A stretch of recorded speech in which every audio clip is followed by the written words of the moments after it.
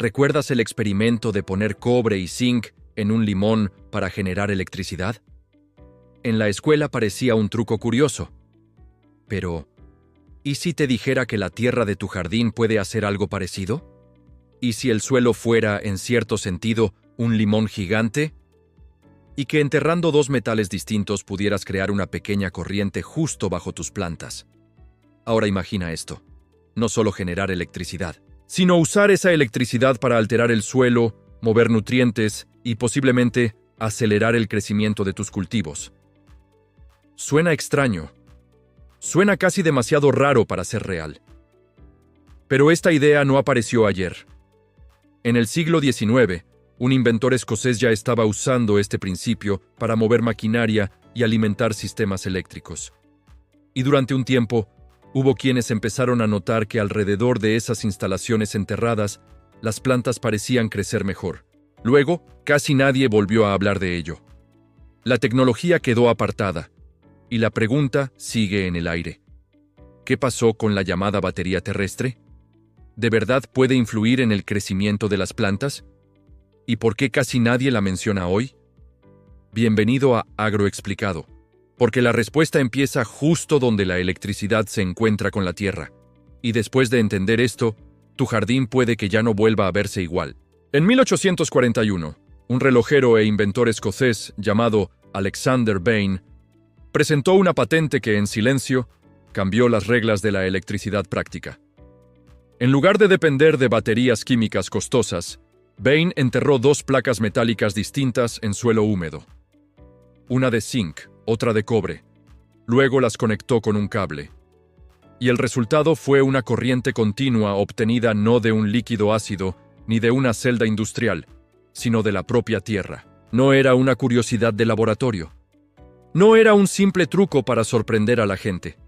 El sistema de Bain llegó a alimentar los primeros relojes eléctricos del mundo.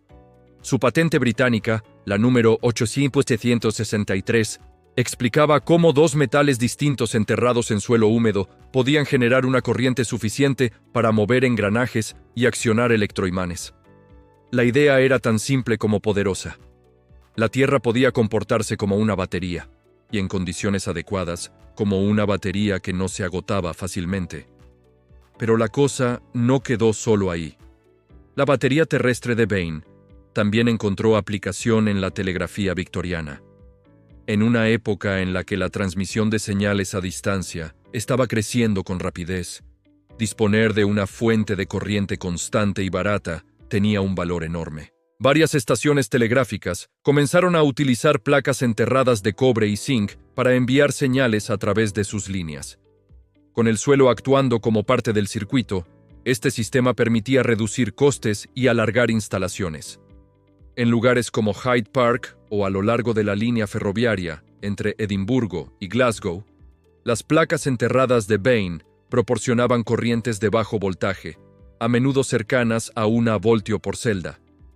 Puede parecer poco, pero será suficiente para alimentar sistemas de señalización y comunicación en aquella época. Los ingenieros incluso documentaron detalles interesantes. Por ejemplo, que orientar las placas de norte a sur y colocar el zinc más profundo podía mejorar la salida. También observaron algo evidente.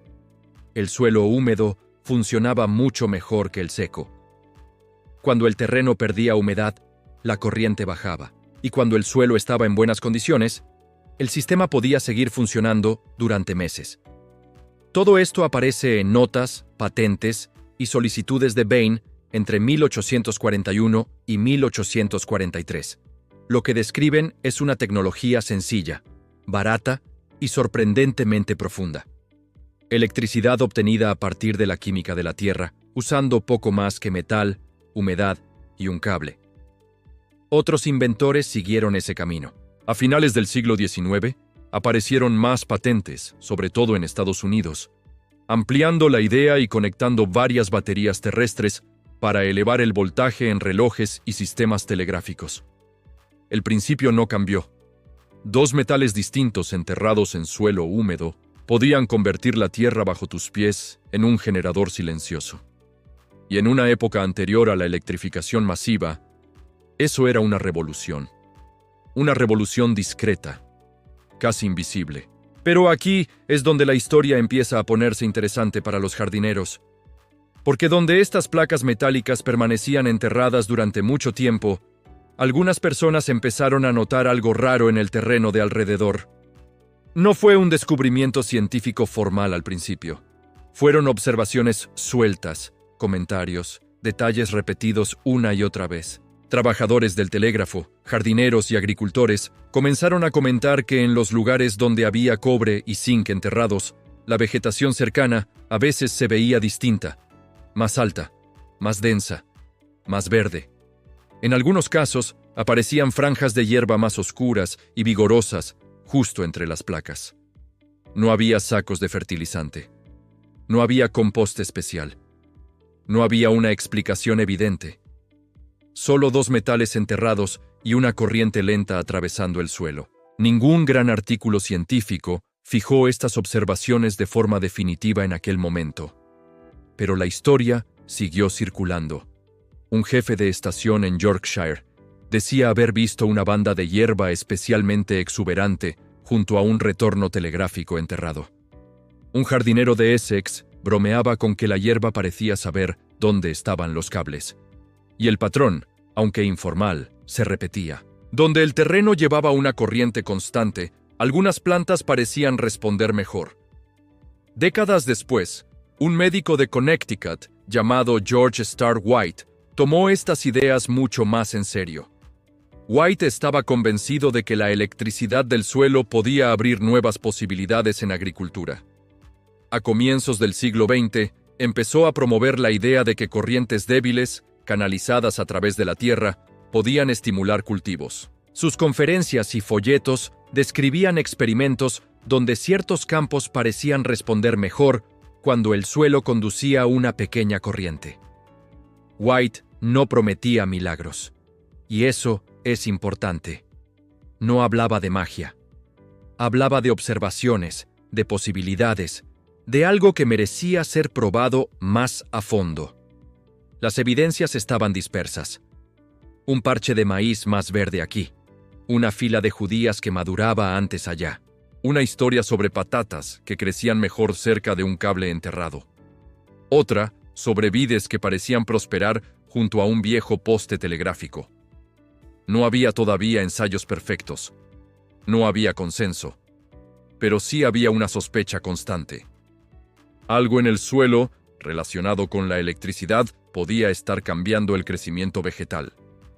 Durante mucho tiempo, para muchos, todo esto quedó como una mezcla de folclore agrícola y curiosidad técnica. Pero la ciencia que lo explica empezó a aclararse más tarde. Porque cuando entiendes lo que pasa entre el cobre, el zinc y la tierra húmeda, la idea deja de sonar tan descabellada. Cuando colocas cobre y zinc en suelo húmedo, no se quedan simplemente ahí, enterrados y quietos. Entre ellos se produce una reacción electroquímica. Eso es la acción galvánica. El zinc, al ser más reactivo, empieza a perder electrones. Esos electrones viajan por el cable hacia el cobre. Mientras tanto, el suelo húmedo actúa como medio conductor, permitiendo el movimiento de iones entre ambos metales. En otras palabras, se forma un circuito, una pequeña corriente continua. La humedad es clave. Sin agua en el suelo, la corriente cae o desaparece. Pero cuando el terreno está húmedo y tiene minerales disueltos, el sistema puede generar alrededor de 0,8 a 1,1 voltios. No parece mucho, pero es suficiente para provocar cambios sutiles en el entorno radicular. Y aquí está la parte agrícola de verdad. Esa corriente no alimenta directamente a la planta como si fuera un cable enchufado a una raíz. Lo que hace es modificar el suelo, ayuda a movilizar ciertos iones, favorece cambios químicos en la zona cercana a los electrodos, y puede hacer que algunos nutrientes bloqueados se vuelvan más accesibles. Fosfatos, calcio, potasio, elementos que ya estaban presentes, pero no necesariamente disponibles con la misma facilidad. Es como si la batería terrestre ayudara a abrir una despensa que ya existía bajo tierra, pero hay más. Las raíces no son pasivas. la fisiología vegetal ha demostrado que pueden responder a campos eléctricos. A esto se le llama electrotropismo.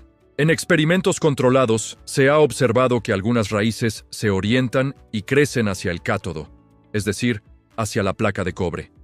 Incluso con gradientes de voltaje muy pequeños. Eso significa que, bajo ciertas condiciones, no solo cambias la disponibilidad de nutrientes, también puedes estar creando una zona hacia la que las raíces tienden a dirigirse. Y ese es el doble efecto más interesante. Por un lado, más movilidad de nutrientes. Por otro, raíces que pueden responder al campo eléctrico y explorar mejor esa zona. No es magia.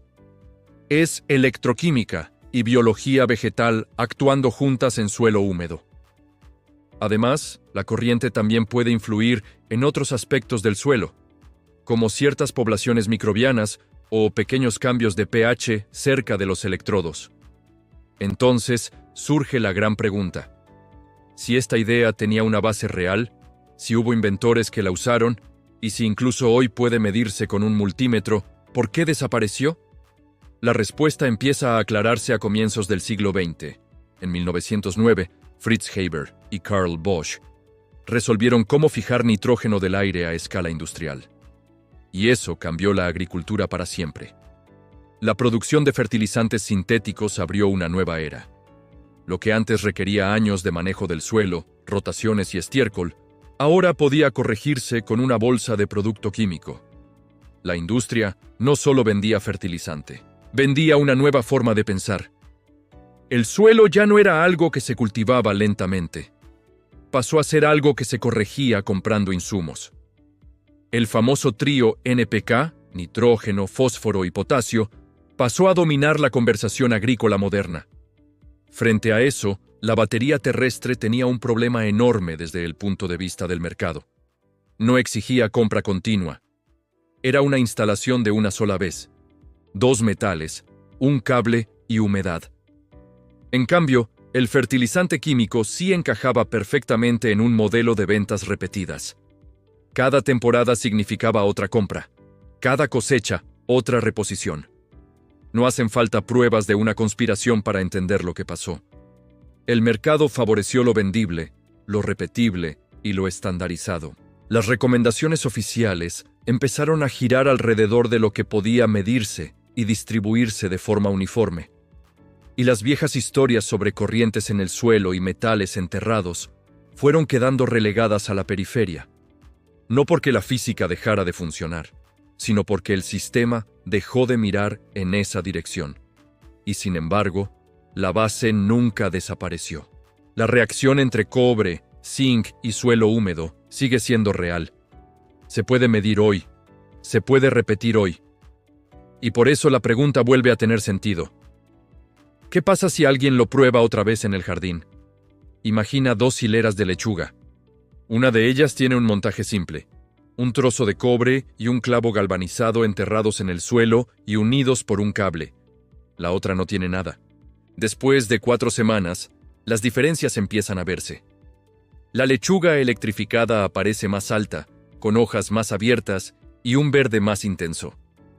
Al pesar la biomasa, la fila electrificada puede mostrar valores cercanos a 38 gramos por planta, frente a 26 gramos en la fila control. Eso no significa exactamente el doble, pero sí un aumento cercano al 50%. Y cuando se mide el sistema con un multímetro, la lectura suele moverse en torno a 1 voltio. No es una prueba definitiva de que siempre vayas a duplicar tu cosecha, pero sí indica algo importante. La corriente existe, se puede medir y en ciertas condiciones parece marcar diferencias reales en plantas vivas. Entonces, ¿cómo se monta algo así en casa? La instalación es simple. Necesitas un trozo de cobre, como una pieza de tubería o alambre grueso, de unos 15 a 20 centímetros. Para el otro electrodo, puedes usar un clavo galvanizado o una tira de zinc de tamaño similar. También necesitas un cable aislado para conectar ambos metales por encima del suelo. Coloca el cobre en un lado de la zona radicular y entiérralo unos 15 centímetros. En el lado opuesto, coloca el zinc o el clavo galvanizado a una profundidad parecida. La distancia entre ambos puede rondar entre 20 y 30 centímetros. Después, conecta el cobre y el zinc con el cable, asegurándote de que la unión quede accesible por encima del suelo. Con eso, completas el circuito. A partir de ahí, compruébalo con un multímetro, una punta en el cobre y otra en el zinc. Si el suelo está húmedo, deberías ver una lectura entre 0,8 y 1,1 voltios. La humedad es fundamental. Si el terreno se seca demasiado, el efecto cae rápidamente.